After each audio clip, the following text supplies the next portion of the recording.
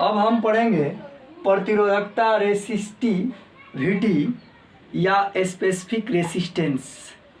तो प्रतिरोधकता किसे कहेंगे? तो प्रतिरोधकता में कहिएगा किसी चालक की लंबाई प्रतिरोध के समानुपाती, यानी ऐसे भी कह सकते किसी चालक का प्रतिरोध लंबाई के समानुपाती तथा क्षेत्रफल के व्युत्क्रमानुपाती होता है। इसे लिख भी सकते हैं कि किसी चालक का प्रतिरोध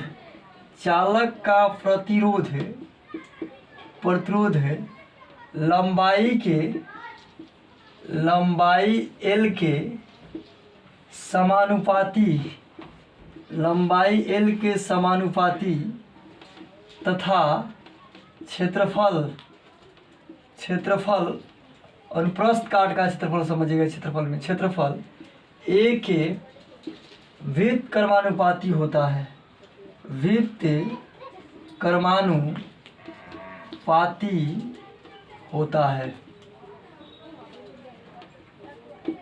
तो किसी चालक का प्रतिरोध लंबाई L के समानुपाती तथा क्षेत्रफल के व्युत्क्रमानुपाती होता है।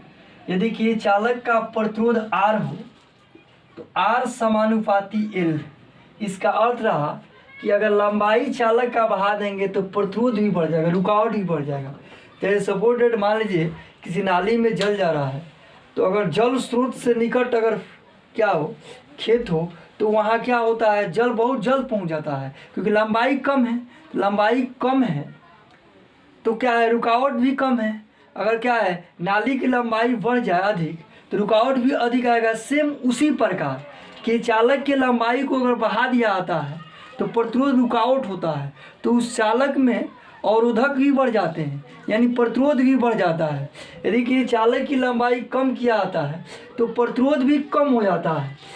दूसरा रहा कि चालक का प्रतिरोध क्षेत्रफल के व्युत्क्रमानुपाती होता है। यदि चालक को मोटा कर दिया जाए तो प्रतिरोध कम होगा। या पाइप पतला हो तो रुकावटें ज़्यादा होगा, और पाइप मोटा कर दिया है उससे अगर जल फ्लो कराया जाए तो रुकावट कम मिलेगा। तो चालक का प्रतिरोध जो है क्षेत्रफल के व्युत्क्रमानुपाती होता है, जबकि चालक का प्रतिरोध लंबाई के समानुपाती होता है। तो यहाँ क्या कहिएगा कि यदि कि चालक की लंबाई अगर यहाँ है, अगर L है, और इसकी लंबाई बढ़ा कर देंगे तो लंबाई बढ़ेगा तो प्रतिरोध R भी बढ़ेगा, लेकिन जब क्षेत्रफल बढ़ेगा तो R क्या होगा, घटेगा। तो पहला क्या है कि चालक का प्रतिरोध R लंबाई के समानुपाती होता है, तथा दूसरा कि चालक का प्रतिरोध R क्षेत्रफल के व्युत्क्रमानुपाती होता है। दूसरा रहा, याद रखिएगा, पहला कि चालक का प्रतिरोध माने R लंबाई L के समानुपाती, माने R समानुपाती L, तथा प्रतिरोध R जो होता है वो क्षेत्रफल के व्युत्क्रमानुपाती, R व्युत्क्रमानुपाती 1/A। समीकरण 1 तथा 2 को मिलाने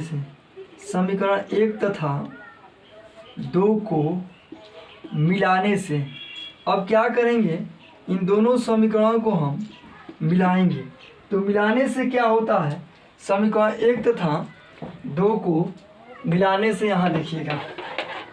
तो पहला क्या है, ध्यान से सुनिए, किसी चालक का प्रतिरोध को किसी कहते हैं, R से लंबाई L के समानुपाती होता है, R समानुपाती L। दूसरा, चालक का प्रतिरोध क्षेत्रफल के व्युत्क्रमानुपाती होता है, R व्युत्क्रमानुपाती 1/A। समीकरण 1 तथा 2 को मिलाने से, यहाँ लिखेंगे हम समीकरण 1 तथा 2 को मिलाने से। तो समीकरण 1 तथा 2 को जब मिलाएंगे यहाँ तो क्या होगा, देखिएगा, R तो अब देखिए R समानुपाती L, R व्युत्क्रमानुपाती 1/A। तो एक को L से मिलाएं तो क्या होगा, L/A, यानी R समानुपाती L/A। R बराबर क्या रहा है, यहाँ समानुपाती हटता है तो कांस्टेंट दिखाता है रो L/A,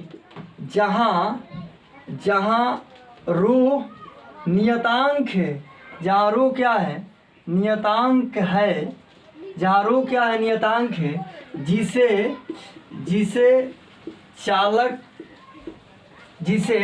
चालक का प्रतिरोधकता, जिसे प्रतिरोधकता या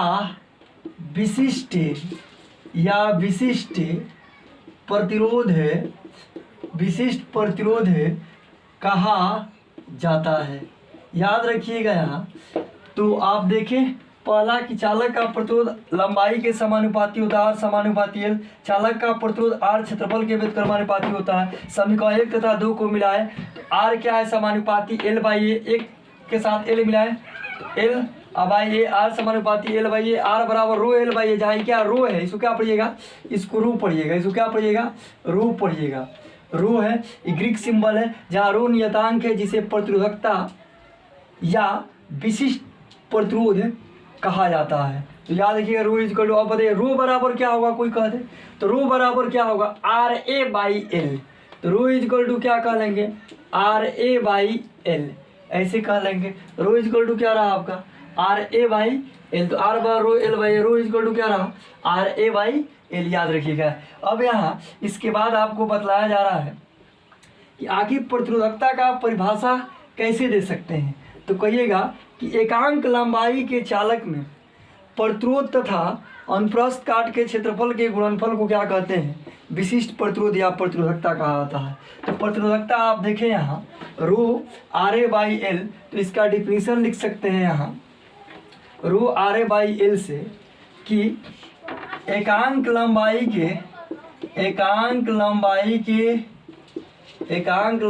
के चालक में प्रतिरोध है, प्रतिरोध तथा क्षेत्रफल के गुणनफल को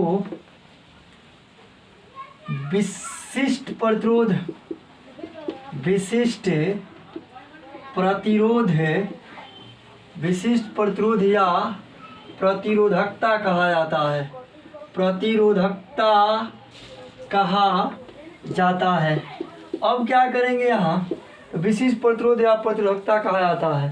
तो प्रतिरोधकता को किससे लिखा जाता है, प्रतिरोधकता को रो से सूचित किया जाता है।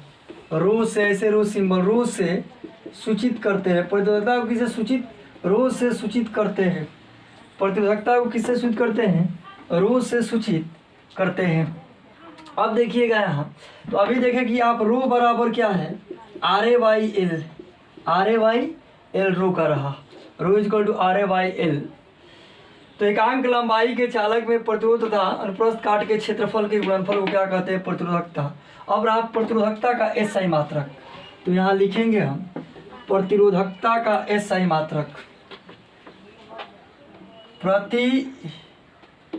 प्रतिरोधकता का एसआई मात्रक, SI unit of resistivity, SI unit of resistivity क्या होगा। तो अभी देखिए आप प्रतिरोधकता रो बराबर क्या होता है, आर ए बाई एल। तो अब बताइएगा रो इज इक्वल टू आर का मात्रक ओम, क्षेत्रफल का मात्रक मीटर स्क्वायर, लंबाई का मात्रक मीटर। 1 मीटर से 1 मीटर कर दिए, ऊपर मीटर स्क्वायर, 2 बार नीचे क्या रहा आपका, ओम मीटर। तो प्रतिरोधकता का सही मात्रक क्या रहा आपका, ओम मीटर। तो कहिएगा कि प्रतिरोधकता का जो मात्रक आया क्या है आपका, ओम मीटर। इसके बाद देखिएगा आप, तो प्रतिरोधकता का मात्रक क्या रहा आपका यहाँ, ओम मीटर। इसके बाद देखिए प्रतिरोधकता का बीमा क्या होगा, डायमेंशन। डायमेंशन में हम क्या कर लेंगे प्रतिरोधकता का, तो यहाँ देखिएगा तो रो इज इक्वल टू क्या होगा, आर ए बाई एल। अब बताइए आर का बीमा आप अभी निकाले होंगे, आर बराबर क्या होता है, वी बाई आई। वी का बीमा निकाले एम एल स्क्वायर टी के पावर -3 आई के पावर -1। यहाँ क्या है आई। अब बताइए ऊपर गया तो क्या रहा, एम एल स्क्वायर टी के पावर -3 आई के पावर -2। आर का बीमा रहा, आर का बीमा लिख लेंगे एम एल स्क्वायर टी के पावर -3 आई के पावर -2। आज क्षेत्रफल का बीमा क्या रहा आपका, एल स्क्वायर, और एल का बीमा क्या रहा आपका एल। एक एल से एल कट गया, क्या बचा, एक एल बचा, तो क्या रहा यहाँ एम एल क्यू टी के पावर -3 आई के पावर -2, ये क्या रहा आपका विशिष्ट प्रतिरोधकता या विशिष्ट प्रतिरोध या प्रतिरोधकता का क्या रहा आपका डायमेंशन रहा। तो यहाँ क्या लिखे हम एम एल स्क्वायर टी के पावर -3, एगो एल कटा एगो एल बचा, तो यहाँ क्या हो L Q M L Q T -3 I के पावर -2।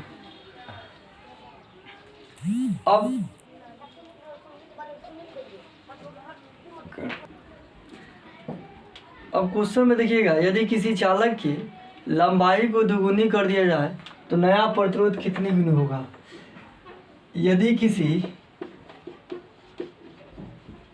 चालक की लंबाई को दोगुनी कर दी जाए तो दोगुनी कर दी जाए तो नया प्रतिरोध कितना गुना होगा। नया प्रतिरोध कितना गुना होगा, कितनी गुना होगा। ध्यान रखिएगा, यदि कि चालक के लंबाई को दोगुनी कर दी जाए तो नया प्रतिरोध कितनी गुना होगा। तो अब मान लीजिए कोई कंडक्टर है और इसकी लंबाई क्या है एल है और इसके अनुप्रस्थ काट का क्षेत्रफल क्या है ए है। तो आप जानते हैं प्रारंभ में प्रतिरोध क्या होगा, तो सूत्र से प्रारंभिक प्रतिरोध माना कि R1 है,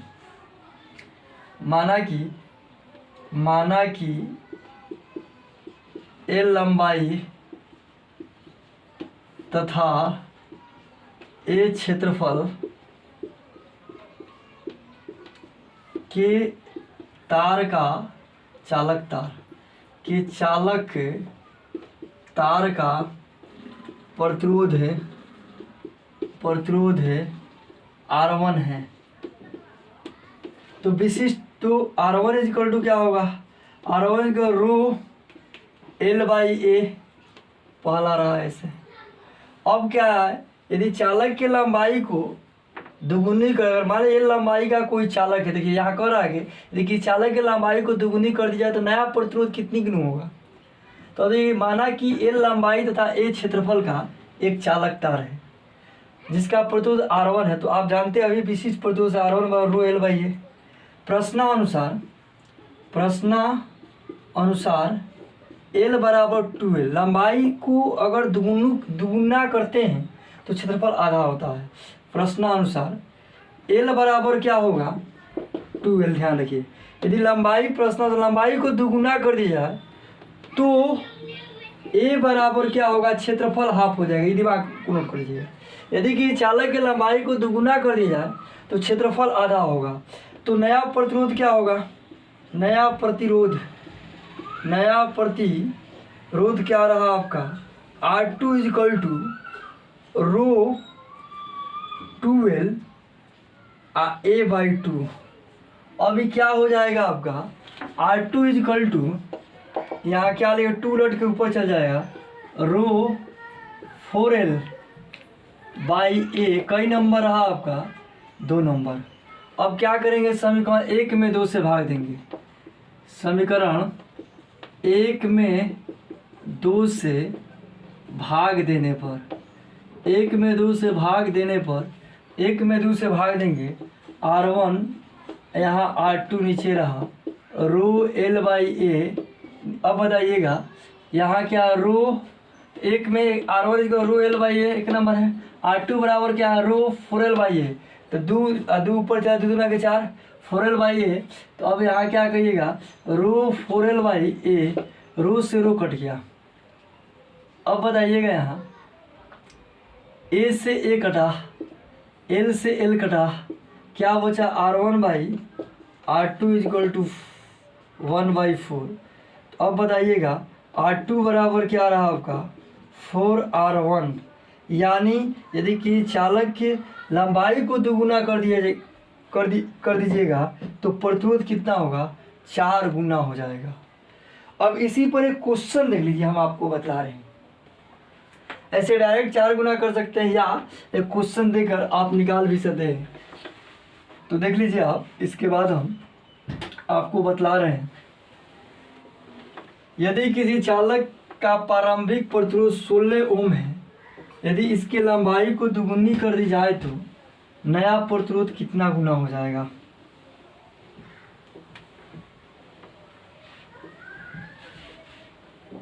निकाल रहे हैं। यदि किसी चालक का प्रारंभिक प्रतिरोध है 16 ओम है, यदि इस चालक की लंबाई को, यदि इस चालक के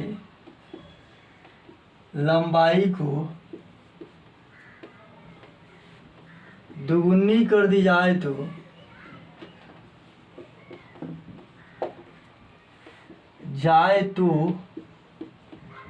नया प्रतिरोध क्या होगा।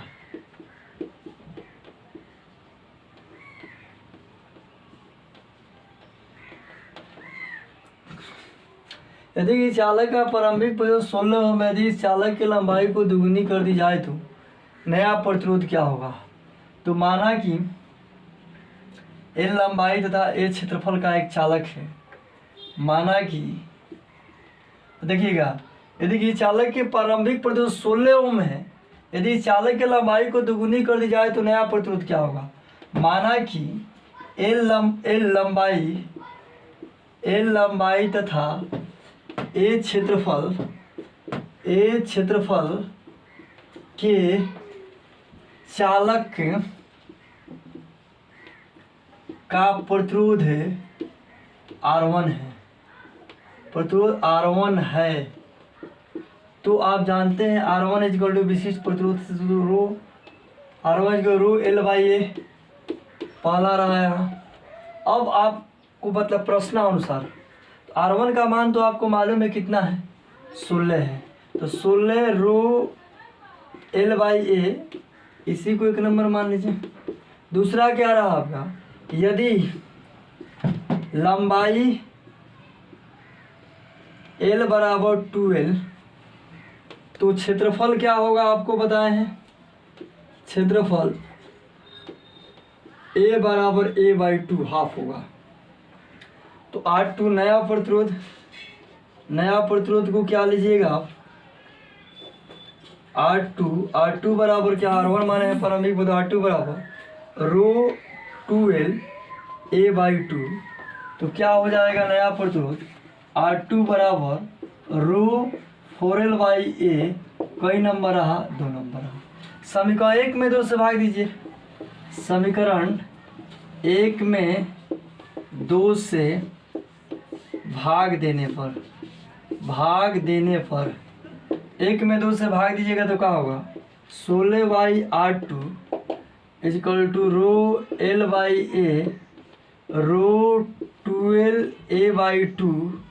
क्या रहा है यहाँ, L से L कटा, A से A कटा, रो से रो कटा, क्या हुआ 16 R2 यहाँ क्या रहा 1 बाई 4, 2 गुना के 4, R2 बराबर क्या रहा 16 गुणे 4, R2 इक्वल टू कितना रहा आपका 64 ओम, यानी 4 गुना हो गया।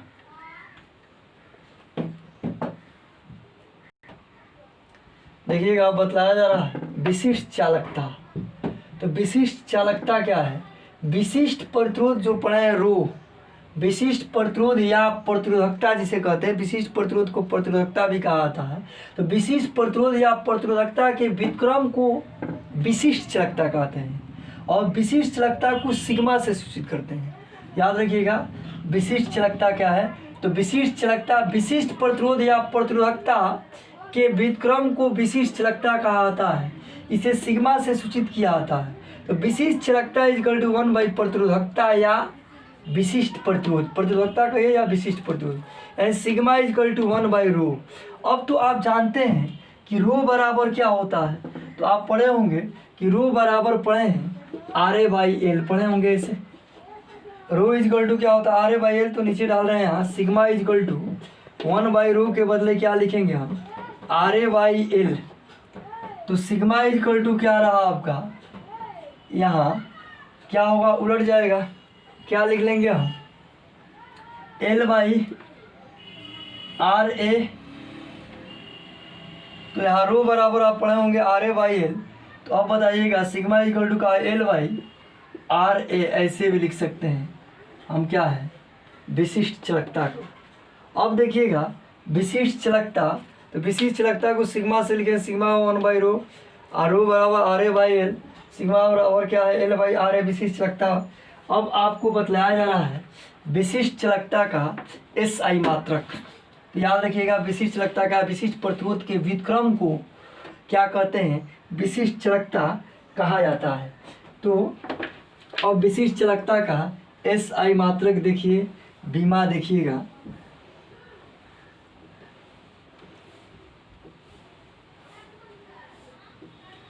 तो आपको बतला रहे हैं हम विशिष्ट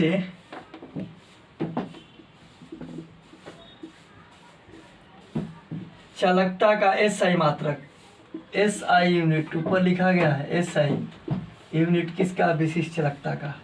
तो आप देखें यहाँ कि सिग्मा इक्वल टू क्या है, 1/रो। रो का तो आप जाने, रो का बीमा आपको बताया गया है ओम मीटर, याद रखिएगा, कई बार आया विशिष्ट प्रतिरोध का। ओम मीटर ऊपर जाएगा पर ओम पर मीटर, पर ओम को क्या कहते हैं, महो या सीमेन। तो क्या कहिएगा कि सीमेन पर मीटर, यानी SM-1। तो पर ओम को क्या कहते हैं, साइमन पर मीटर। तो यहाँ कहिएगा ओम मीटर, ओम पर ओम पर मीटर, पर ओम को मोहो या मोहो पर मीटर या सीमेन पर मीटर कहा जाता है। तो पर ओम को क्या कहते हैं, सीमेन पर मीटर। तो याद रखिए विशिष्ट चालकता का ऐसा ही मात्रक क्या होता है, सीमेन पर मीटर। अब आपको बतलाया जा रहा है विशिष्ट चालकता का बीमा। तो यहाँ लिखेंगे हम विशिष्ट चालकता का बीमा डायमेंशन। बीमा क्या है, डायमेंशन, विशिष्ट चालकता का बीमा डायमेंशन। देखिएगा यहाँ, तो विशिष्ट चालकता को हम किससे लिखते हैं, रो से। रो इक्वल टू क्या रहा आपका, तो यहाँ विशिष्ट चालकता का बीमा। तो विशिष्ट चालकता को हम किससे लिखे हैं, आप देखिए सिग्मा से लिखे, सिग्मा इक्वल टू 1/रो। तो 1/रो सिग्मा इक्वल टू क्या है, विशिष्ट चालकता। विशिष्ट चालकता, तो विशिष्ट चालकता को सिग्मा से लिखे, सिग्मा बराबर क्या होता है, 1/रो, यानी विशिष्ट प्रतिरोध का व्युत्क्रम को विशिष्ट चालकता कहते हैं। अब बताइएगा तो रो, तो यहाँ कोई कह दे कि विशिष्ट चालकता, रो का बीमा क्या है। तो रो का बीमा निकालने के लिए आप देखिएगा रो इक्वल टू होता है RA/L, याद है। अब बताइएगा यहाँ आर का बीमा आप जानते हैं, आर का बीमा क्या होता है, आर का बीमा आर बराबर V/I बताया गया होगा। V का बीमा आप लिखे होंगे ml², V बराबर W/Q से, V बराबर W/Q से आप V का बीमा लिखोगे ml² T के पावर माइनस,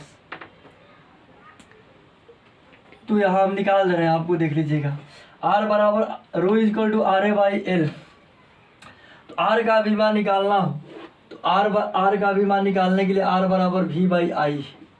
V का बीमा आप निकाले हैं, V बराबर W/Q से ml² T के पावर -2 और Q के IT।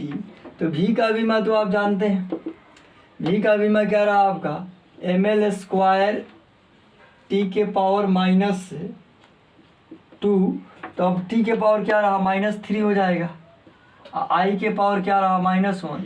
V का रहा, I का E रहा, क्या रहा आपका, ml² T के पावर -3 I के पावर -2। ये किसका बीमा है आपका, R का। यहाँ देखिएगा R का बीमा, तो यहाँ देखिएगा रो इक्वल टू RA/L। तो रो इक्वल टू RA/L तो R का भी मान क्या रहा आपका ml² t के पावर -3 I के पावर -2। इसका भी मान क्या रहा आपका A का भी मान L²। इसका भी मान क्या रहा L, एगो L से एगो L कटा, ml³ t के पावर -3 I के पावर -2 रो का भी मान है। अब बताइएगा यहाँ से क्या करेंगे हम, सिग्मा विशिष्ट चालकता का भी मान, विशिष्ट चालकता सिग्मा = 1/रो, रो का भी मान यहाँ है आपका ml² t के पावर -3 I के पावर -2। अब क्या होगा m-1 L-2 t के 3 I के स्क्वायर, ये क्या रहा आपका विशिष्ट चालकता का डायमेंशन रहा, बीमा रहा।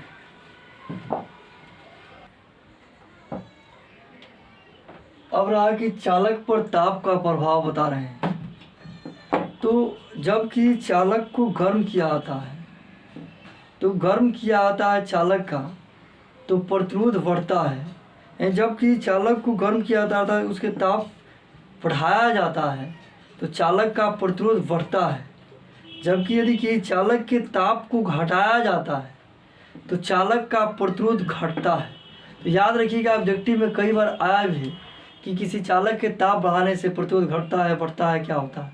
तो चालक के ताप बढ़ाने से प्रतिरोध क्या होता है, बढ़ता है, तथा चालक के ताप घटाने से प्रतिरोध घटता है। तो अब रहा यहाँ आपको बतला रहे हैं हम कि किसी चालक के प्रतिरोध में जो परिवर्तन होता है वह प्रारंभिक प्रतिरोध तथा तापांतर के समानुपाती होता है। अगर मान लीजिए कि कोई कंडक्टर है, सपोर्ट डेट, ऐसे छोटा कंडक्टर है, अगर मान लीजिए कि इसकी प्रारंभ में लंबाई कुछ है L, इसका प्रतिरोध क्या है R1 है। अगर इसमें ताप बढ़ाया जाता है, तो ताप बढ़ाने से इसका प्रतिरोध बढ़कर क्या होता है, R1 से R2 हो जाता है। तो अब बताइएगा प्रतिरोध में परिवर्तन कैसे हुआ, प्रतिरोध R1 से R2 हो गया, तो परिवर्तन निकालने के लिए बाद में से पहले वाला घटाया जाता है, यानी R2 माइनस क्या किया जाएगा R1। तो ये क्या रहा, प्रतिरोध में परिवर्तन जो होता है, प्रतिरोध में परिवर्तन प्रारंभिक प्रतिरोध के समानुपाती, ध्यान रखिएगा। यानी प्रारंभ में प्रतिरोध कम हो तो प्रारंभ में प्रतिरोध कम होगा तो परिवर्तन भी कम होगा। अगर प्रारंभ में प्रतिरोध अधिक होगा तो परिवर्तन भी अधिक होगा। कहने का अर्थ रहा कि बड़े मान वाले रेसिस्टेंस में जो परिवर्तन होगा वह अधिक होगा, जबकि छोटे मान वाले प्रतिरोध में जो परिवर्तन होगा वो छोटा होगा। अब इस स्थिति में आपको बतलाया जा रहा है कि आखिर कोई चालक है, तो आप पढ़े R समानुपाती है, प्रतिरोध लंबाई के समानुपाती होता है। तो अब बताइए अगर बड़ा लंबाई वाला तार होगा तो उसमें प्रतिरोध में परिवर्तन अधिक होगा, छोटा लंबाई वाला तार होगा तो प्रतिरोध में परिवर्तन भी कम होगा। यानी प्रारंभ में प्रतिरोध कितना है उस पर डिपेंड करता है। यदि प्रारंभ में कम प्रतिरोध का चालक है तो उसके प्रतिरोध में परिवर्तन भी कम होगा। यदि प्रारंभ में अधिक प्रतिरोध का कोई चालक है तो प्रतिरोध में परिवर्तन भी अधिक होगा। तो अब इस स्थिति में क्या कहिएगा कि किसी चालक के प्रतिरोध में परिवर्तन प्रारंभिक प्रतिरोध तथा तापांतर के समानुपाती होता है। तो ध्यान रखिएगा यहाँ कि मान लीजिए कि तो चालक के प्रतिरोध में परिवर्तन क्या है, तो यदि अगर किसी चालक का मान लीजिए प्रारंभिक प्रतिरोध R1 है और T1 डिग्री C ताप पर, यदि मान लीजिए कि चालक का प्रतिरोध क्या है T1 डिग्री C ताप पर R1 प्रतिरोध है कि चालक का, और T2 डिग्री C ताप पर चालक का प्रतिरोध क्या हो जा रहा है, R2 हो जा रहा है। मान लीजिए R1 प्रतिरोध है T1 डिग्री C ताप पर और R2 प्रतिरोध है T2 डिग्री C ताप पर। तो अब रहा कि प्रतिरोध में जो परिवर्तन होगा वो क्या है, प्रारंभिक प्रतिरोध के समानुपाती तथा उसके तापांतर के व्युत्क्रमानुपाती होता है। तो यहाँ लिखेंगे हम कि माना कि T1 डिग्री C ताप पर चालक का प्रतिरोध है R1 है, R1 है तथा T2 डिग्री C ताप पर चालक का प्रतिरोध R2 है मान लीजिए। तो क्या है पहला कि किसी चालक में प्रतिरोध में परिवर्तन प्रारंभिक प्रतिरोध के समानुपाती।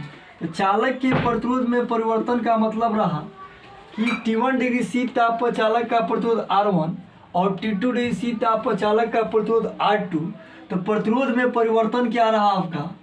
तो प्रतिरोध में परिवर्तन R2 माइनस R1 समानुपाती R1 एक नंबर रहा। यानी लिखा गया कि चालक के प्रतिरोध में परिवर्तन, तो चालक के प्रतिरोध में परिवर्तन ही है, आई क्या है? प्रारंभिक प्रतिरोध है। तो चालक के प्रतिरोध में परिवर्तन प्रारंभिक प्रतिरोध के समानुपाती तथा दूसरा क्या है आपका? चालक के प्रतिरोध में परिवर्तन तापांतर के समानुपाती। और T1 में प्रतिरोध R1 है, T2 में R2 है, तो तापांतर क्या होगा आपका?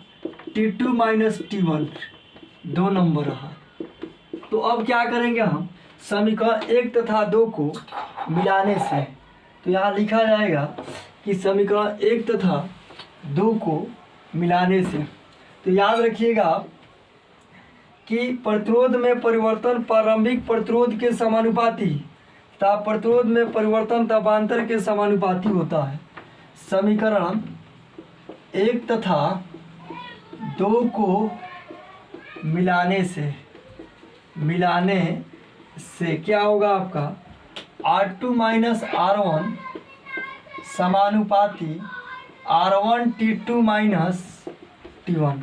अब बताइएगा LHS मिलाया जाएगा तो LHS से में R2 माइनस R1 मिला दिया गया, इसको RHS में मिलाया गया तो R1 T2 माइनस T1। अब बताइएगा यहाँ कि क्या होगा आपका? तो R2 माइनस R1 समानुपाती R1 T2 माइनस T1। अब समानुपाती जब हटाया जाता है तो R2 माइनस R1 जब बराबर समानुपाती हटा तो बराबर लिखा जाता है, बराबर लिखा जाता है तो यहाँ alpha R1 T2 minus T1। समानुपाती और अल्फा का सिंबल सेम होता है, लेकिन ध्यान रखिएगा जहाँ बराबर दे दिया गया है वहाँ क्या है आपका? अल्फा है। तो यहाँ क्या कहिएगा? R2 माइनस R1 बराबर alpha R1 T2 minus T1, जहाँ अल्फा नियतांक है, जहाँ अल्फा नियतांक है जिसे प्रतिरोध ताप गुणांक कहा जाता है, जिसे प्रतिरोध ताप गुणांक कहा जाता है। जहाँ अल्फा नियतांक है जिसे प्रतिरोध ताप गुणांक कहा जाता है। जहाँ अल्फा क्या है? याद रखिए R2 माइनस R1 बराबर दे दिया गया, बराबर alpha R1 T2 minus T1, जहाँ अल्फा नियतांक है जिसे प्रतिरोध ताप गुणांक कहा जाता है। अल्फा इज इक्वल टू क्या हो जाएगा आपका? Alpha is equal to R2 minus R1 by R1 T2 minus T1। Alpha बराबर क्या होगा? R2 माइनस R1 में भाग लग जाएगा। अल्फा क्या है? प्रतिरोध ताप गुणांक। अल्फा को क्या कहेंगे? प्रतिरोध ताप गुणांक है अल्फा, यही अल्फा है आपका, प्रतिरोध ताप गुणांक। अल्फा बराबर R2 माइनस R1 को, तो यह सूत्र याद रखिएगा, ऐसे इसको लिख देते हैं हम डेल्टा R। यहाँ क्या है? R1 प्रारंभिक, यहाँ क्या है? डेल्टा T, ऐसे भी लिखा जाता है। अब देखिएगा प्रतिरोध ताप गुणांक, तो क्या कहिएगा कि यहाँ देखिएगा एकांक यानी R1 है, तो प्रारंभ एकांक प्रतिरोध के चालक में 1 डिग्री C ताप के परिवर्तन से प्रतिरोध में होने वाला परिवर्तन को क्या कहते हैं? प्रतिरोध ताप गुणांक कहा जाता है। तो यहाँ कहिएगा कि एकांक परिभाषा प्रतिरोध ताप गुणांक का कोई परिभाषा पूछे तो कहिएगा कि एकांक प्रारंभिक प्रतिरोध में एकांक डिग्री C ताप के परिवर्तन से प्रतिरोध में होने वाला परिवर्तन जो होता है प्रतिरोध ताप गुणांक कहलाता है। तो अब प्रतिरोध ताप गुणांक अल्फा कैसे निकाले देखिए आप। अब यहाँ आपको हम बतला रहे हैं कि आखिर प्रतिरोध ताप गुणांक का डिफिनीशन कैसे दीजिएगा। तो बतलाया जा रहा है यहाँ से प्रतिरोध ताप गुणांक। प्रतिरोध है ताप गुणांक, ध्यान से सुनिएगा इसमें।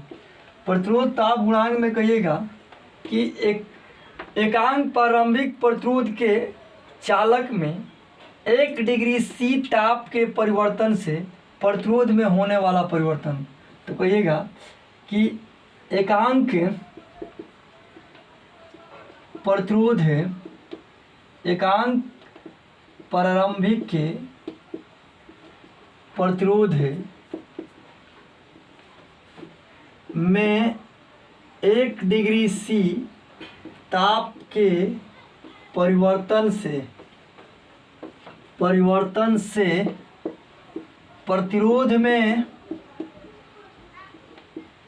होने वाला परिवर्तन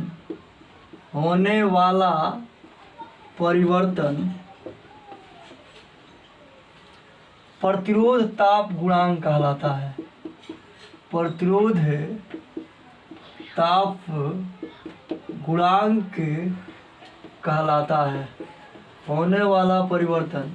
तो कहिएगा एकांक प्रारंभिक प्रतिरोध में 1 डिग्री सी ताप के परिवर्तन से प्रतिरोध में होने वाला परिवर्तन प्रतिरोध ताप गुणांक कहलाता है। प्रतिरोध ताप गुणांक को अल्फा से लिखते हैं। अल्फा बराबर R2 माइनस R1 बटा R1 T2 minus T1, alpha बराबर डेल्टा R बटा R1 डेल्टा T। अब आपको बतलाएंगे हम प्रतिरोध ताप गुणांक का SI मात्रक। तो प्रतिरोध ताप गुणांक का SI मात्रक देखिएगा, SI यूनिट, SI मात्रक क्या होगा? अल्फा बराबर delta R by R1 delta T, delta R ओम, नीचे का है ओम, ताप के केल्विन, ओम से ओम का पर केल्विन। और इसका तो कहिएगा प्रतिरोध ताप गुणांक का मात्रक पर केल्विन। इसके बाद क्या कहिएगा? तो प्रतिरोध ताप गुणांक का मात्रक पर केल्विन। इसका बीमा भी आता है आपका, तो बीमा में क्या कहिएगा? बीमा डायमेंशन में देख लीजिए, अल्फा प्रतिरोध ताप गुणांक है, delta R R1 delta T, यहाँ क्या है आपका?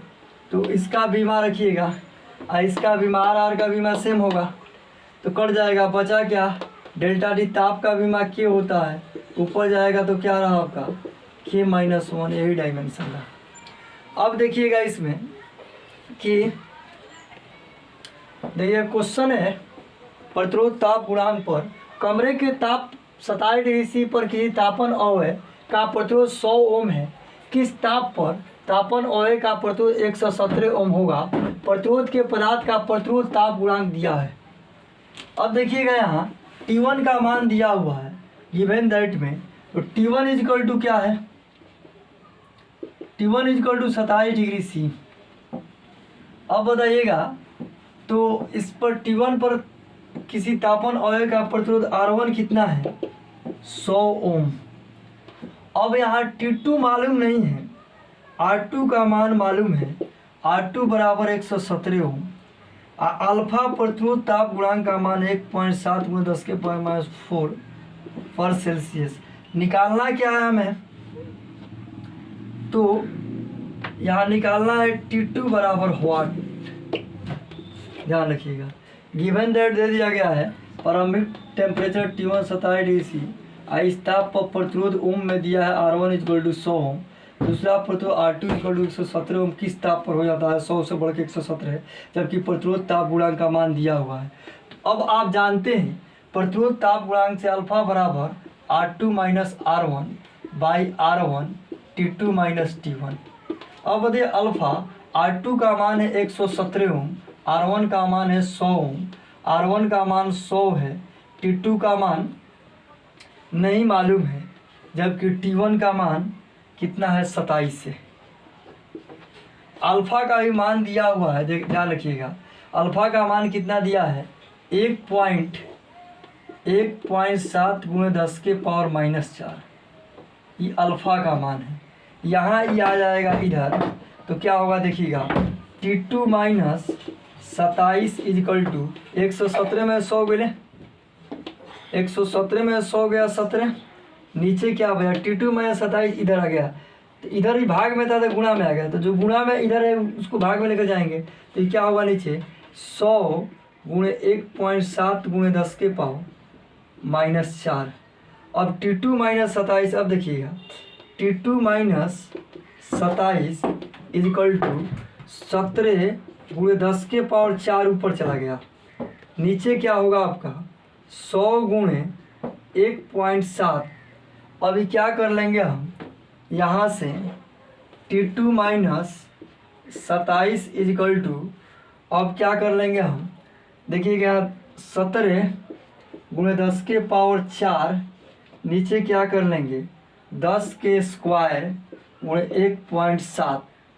अब क्या होगा T2 माइनस 27 इजिकल टू 2 ऊपर जाएगा 17 गुणे 10 के स्क्वायर और नीचे 1.7, तो T2 माइनस 27 इजिकल टू भाई 10 मर्द में कट जाएगा 1.7 यहाँ के 17 10 गुणे 10 के स्क्वायर हो जाएगी, तो T2 माइनस 27 इजिकल टू भाई 10 के स्क्वायर और 10 नहीं यहाँ 100 और 100 1000 हो गए। यहाँ क्या होगा T2 बराबर 1000 प्लस 27, यानी T2 इजिकल टू क्या रहा 1027 डिग्री सी ताप पर प्रतिरोध 100 ओम से 117 ओम हो जाएगा। यही आंसर रहा आपका।